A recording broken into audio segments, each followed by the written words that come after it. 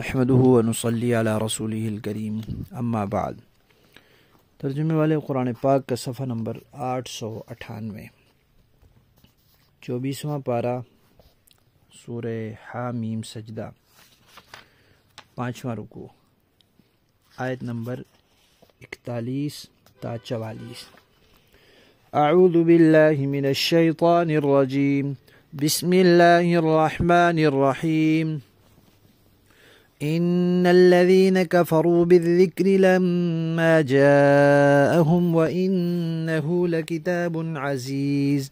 لا يأتيه الباطل من بين يديه ولا من خلفه تنزيل من حكيم حميد ما يقال لك إلا ما قد قيل للرسل من قبلك إن ربك لذو مغفرة وذو عقاب أليم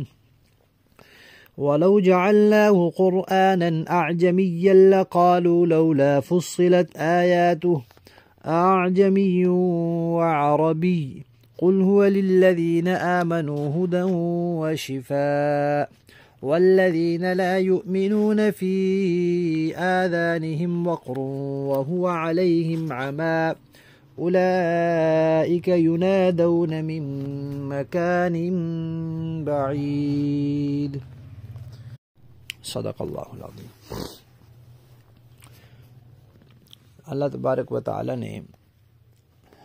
دعوت اور تبلیغ کا طریقہ بیان کیا تھا، اس کی ترغیب دی تھی، اور پھر قدرت کی کچھ نشانیاں بیان کی تھی، اور اس سے پچھلی آیت میں فرمایا تھا کہ جو ہماری آیات میں ٹیڑھ نکالتے ہیں، واضح انکار کر دیتے ہیں یا لیپا پوتی کر کے انکار کرتے ہیں، وہ ہم سے چھپ نہیں سکتے۔ اب اللہ تعالیٰ فرما رہے ہیں کہ جن لوگوں نے نصیحت کی اس کتاب کا یعنی قرآن کا انکار کیا، انہوں نے بہت برا کیا۔ یہ کتاب جب ان کے پاس آئی تو انہوں نے اس میں غور و فکر ہی نہیں کیا، بس انہوں نے طے کر رکھا تھا کہ ہم نے نہیں ماننا، حالانکہ یہ قرآن تو بڑی معزز کتاب ہے، اور یہ اس کی پہلی خوبی ہو گئی کہ یہ معزز کتاب ہے، مکرم کتاب ہے، پسندیدہ کتاب ہے، اس لائق ہے کہ پسند کی جائے۔ اور دوسری خوبی قرآن کی کیا ہے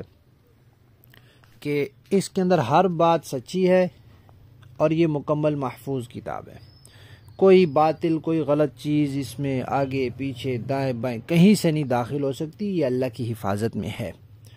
لہذا جو لوگ یہ کہتے ہیں کہ اصل جو قرآن تھا وہ 17 یا 18 ہزار آیات کا تھا، اس کے 40 پارے تھے، اور پھر صحابہ اکرام نے اس میں ترمیم تبدیلی کر دی اور اہل بیت کی شان والی آیتیں نکال دی، وہ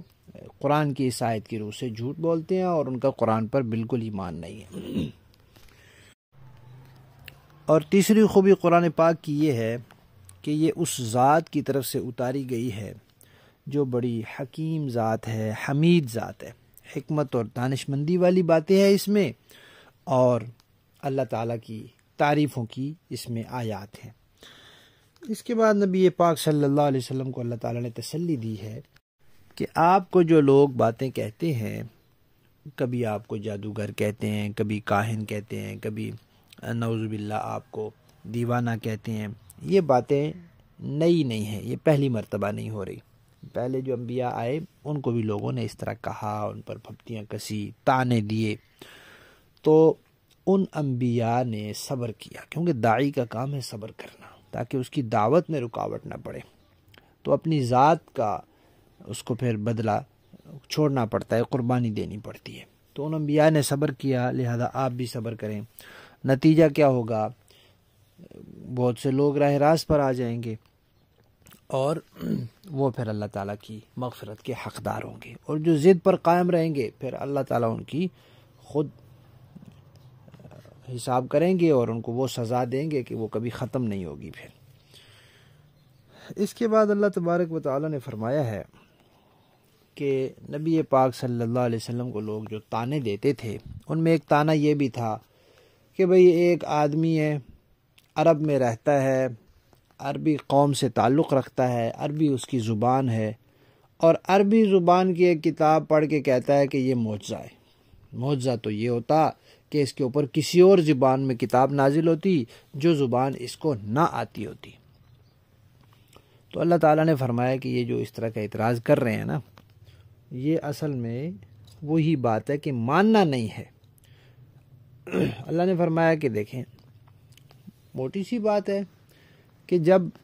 جن لوگوں کے لیے قرآن اتارا جا رہا ہے وہ سب عربی جانتے ہیں، تو کسی اور زبان میں اتارا جاتا تو وہ کیسے سمجھتے اس کو؟ اور اگر کسی اور زبان میں قرآن اتارا جاتا تو پھر یہ کیا اعتراض کرتے؟ یہ کہتے واہ بھائی واہ، نبی عربی ہے، بندہ عربی ہے، جس قوم کے لیے آیا ہے وہ قوم عربی ہے، اور قرآن کسی اور زبان میں ہے، ہمیں تو ایک لفظ نہیں سمجھ آتا۔ پھر یہ اعتراض کرتے۔ تو ان کا کام ہے اعتراض کرنا، اس میں کیڑے نکالنا، اس کے اوپر الٹی سیدھی باتیں کرنا، تو یہ اپنا کام کرتے رہے۔ تو آپ ان کو بتا دیں کہ بھائی یہ جو قرآن ہے نا، یہ ایمان والوں کے لیے ہدایت ہے اور شفا ہے، یعنی رہنمائی کا ذریعہ ہے، ان کی رہنمائی کرتا ہے اور وہ اس سے روشنی لے کر سیدھے راستے پر چلتے ہیں، اور یہ ان کے لیے شفا بھی ہے۔ رہنمائی کس چیز کی کرتا ہے؟ انسان کا اصل وطن جو ہے وہ جنت ہے۔ پہلے انسان کو اللہ تعالیٰ نے جنت میں رکھا تھا اور پھر عارضی طور پہ دنیا میں بھیجا کہ دنیا میں امتحان میں کامیاب ہو کر دوبارہ جنت میں آنا ہے۔ اب دنیا میں بہت سے راستے ہیں، بھول بھلیاں ہیں بہت زیادہ، ایک ہی راستہ ہے جو جنت تک آتا ہے، باقی سارے دوزخ تک جاتے ہیں۔ تو اللہ نے پھر رہنمائی کے لیے قرآن بھیجا ہے تاکہ اس راستے کی رہنمائی رہے اور اس پر انسان چل کے پھر دوبارہ جنت تک پہنچ جائے۔ اب یہ قیامت تک قرآن رہنمائی کرتا رہے گا، اور جو اس سے رہنمائی لیتا رہے گا اور اس رہنمائی کے مطابق چلتا رہے گا وہ تو اسی ایک راستے پر چل کر جنت تک پہنچ جائے گا، اور جو نہیں لے گا پھر باقی کسی بھی راستے پر وہ چل رہا ہو وہ سارے راستے دوزخ کے راستے ہیں۔ اور قرآن شفا ہے، اس میں اللہ تعالیٰ نے روحانی بیماریوں کا علاج بھی رکھا ہے، جسمانی بیماریوں کا علاج بھی رکھا ہے۔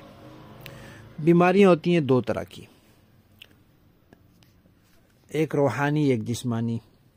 روحانی بیماریوں میں بڑی بیماری کفر ہے، شرک ہے، پھر اس کے بعد برے اخلاق ہیں، حسد ہے، کینہ ہے، بغض ہے، یہ چیزیں، ان کا بھی علاج ہے قرآن میں۔ قرآن کی برکت سے یہ چیزیں بھی دور ہوتی ہیں۔ عقیدہ انسان ٹھیک کرے قرآن سے رہنمائی لے کر، اخلاق انسان سنوارے قرآن سے رہنمائی لے کر۔ اور جسمانی بیماریاں بھی دو طرح کی ہوتی ہیں، ایک وہ جن میں دوائی کم اثر کرتی ہے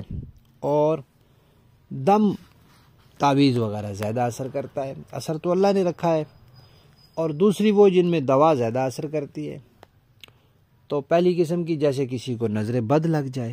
اب اس کے لیے حدیث شریف میں دعا بتلائی ہے کہ ماشاء اللہ لا قوت الا باللہ پڑھ کر پھونکو تاکہ نظر بد دور ہو جائے، یا پہلے پڑھ کر پھونکو تاکہ نظر بد سے حفاظت ہو جائے۔ اور دوسری جو جسمانی بیماریاں ہیں جیسے بخار ہو گیا، جیسے کوئی اور تکلیف آ گئی، تو ان کے لیے بھی قرآنی آیات شفا ہیں، لیکن اس میں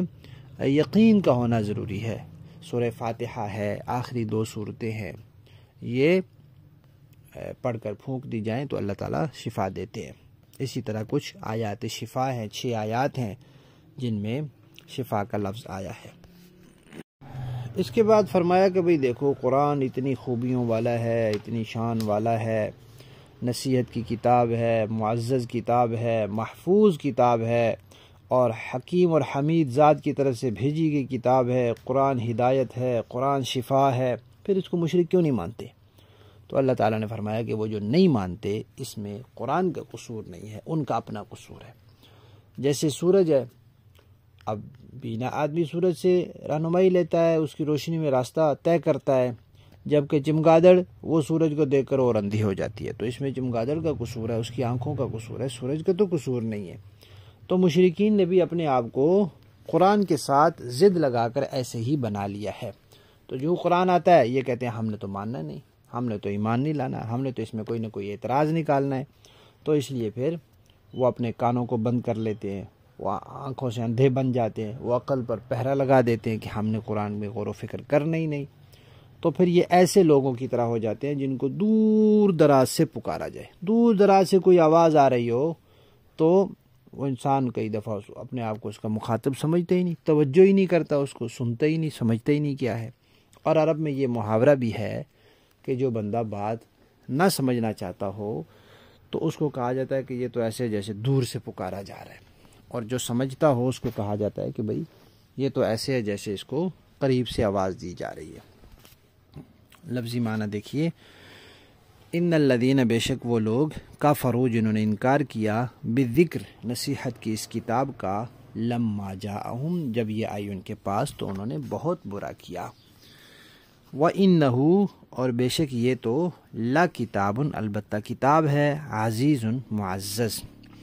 لا یأتیہ نہیں آ سکتا اس کے پاس، الباطل غلط اور باطل بات، من بین یدیہ نہ اس کے پیچھے سے، نہ اس کے آگے سے، ولا من خلفہ نہ اس کے پیچھے سے،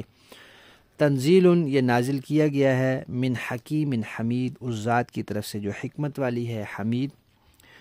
تعریفوں والی ہے۔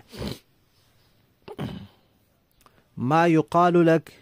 نہیں کہا جاتا آپ کو اے پیغمبر، الا مگر ما وہی، قد قیل جو کہا جا چکا ہے، للرسل رسولوں کو، من قبلک آپ سے پہلے، ان ربک بے شک آپ کا پروردگار، لذو مغفرت بڑی مغفرت والا ہے ان کے لیے جو ماننے والے ہیں، وذو عقاب علیم اور ذو عقاب سزا دینے والا ہے، علیم دردناک ان کے لیے جو نہ ماننے والے ہیں، نافرمان ہے۔ ولو جعلناہ اگر ہم بناتے اس قرآن کو، قرآن ایسا قرآن، اعجمیا جو عجمی زبان میں ہوتا، لقالو تو پھر کافر کہتے، لولا کیوں نہیں، فصلت صاف صاف بیان کی گئیں، آیات اس کی آیات، کیا ہمیں سمجھ ہی نہیں آتی، اعجمی کیا یہ کتاب عجمی ہے، وعربی اور رسول عربی ہے، یہ کیا جوڑ ہوا، پھر ان کا یہ اعتراض ہوتا۔ قل آپ فرما دیجئے، ہوا یہ کتاب، للذین ان لوگوں کے لیے، آمنو جو ایمان لائے، ہدن ہدایت بھی ہے، وشفاء اور شفا بھی ہے، والذین اور جو لوگ لا یؤمنون ایمان نہیں لائے، فی آذانہم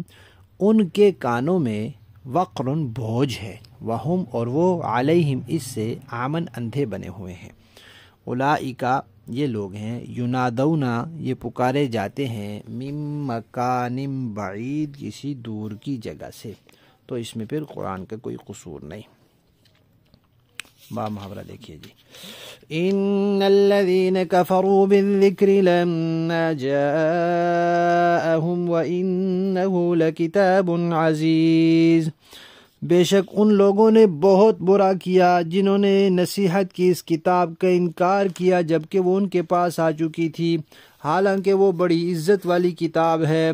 لا یأتیہ الباطل من بین یدیہ ولا من خلفہ، جس تک باطل کی کوئی رسائی نہیں ہے، نہ اس کے آگے سے نہ اس کے پیچھے سے، تنزیل من حکیم حمید